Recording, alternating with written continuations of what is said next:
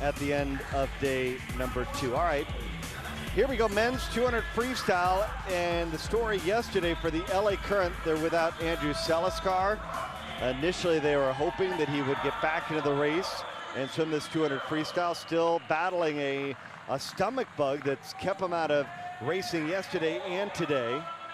Yeah, we were talking to Coach Marsh and Lenny Kraselberg about that, and you know, it's just simply a bug, and they really feel confident he'll be back. They have a weekend off next weekend, so they've got a nice little training session, but it certainly has hurt them. They're actually without 3 swimmers because of that, and that has definitely hurt them here this weekend. But everybody's gone through it, you know, everybody, there's no excuses, nobody's making excuses, but that certainly hurts LA.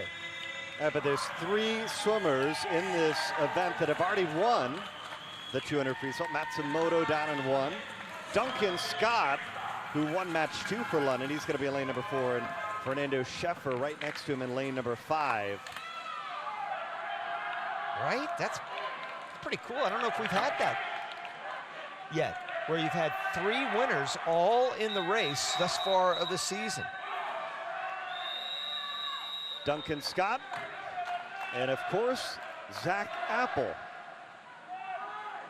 He's going to be out of lane number 7. We saw him win the 100 freestyle. Can he win the 200? Those 2, Zach Apple and Duncan Scott, battled in match number 2, and the difference was exactly 0.2 of a second. That's how tight that race was. Interesting that Rooney was taken out of the 100 free. Coach Marsh decided to take him out of the 100 and put him in the 200. He knew Apple was going to be maybe just too much for Rooney in the 100, but he feels really confident here in the 200. Now he's got the 50 fly skins possibly later on. It's between him and Dylan Carter, obviously Tom Shields, but he's got the fly in the skins, and so how much does this take out of him? He's got about an hour before the skins, so it shouldn't affect him here.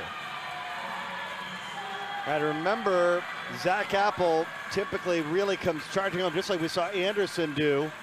So don't count him out, even though you see him behind out in lane number 7 with Matsumoto, Duncan Scott, and Schaeffer in a pretty tight field here early on. Hey, that's a good point. Apple way up there in lane number 2, or lane 7 rather. His last 50 was 25.5. That's about a second faster than anybody else in the field. But how about Duncan Scott? Wow, what a performance he had in that second 50. Unbelievable, 26. Actually 25.6, another 25.8. The only guy to break 26 2 consecutive 50s. All right, and Duncan Scott is taking the lead, trying to get London the win here in the 200 freestyle. Matsumoto has fallen all the way. Oh, still holding it second.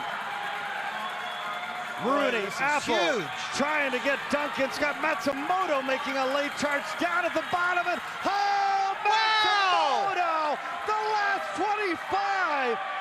How did he do that? Tokyo! How did he do that? 190 meters, and there was no doubt, Bernie, that Scott was going to win this. How did he do what he just did the last 10 meters? I mean, it's so... 26 flat coming home. Scott was 26.6. I didn't see it coming. Look at Scott in the middle. Matsumoto's way over there to the left. That's 190 meters. Scott's got this. But look at the turnover. And the turnover slows down for Scott. He was slow coming in the last 5 meters. And 1:41.7, fastest time of the year. Matsumoto with the 3rd win for the Frog Kings on day 2. Oh, look at how tight it is for second.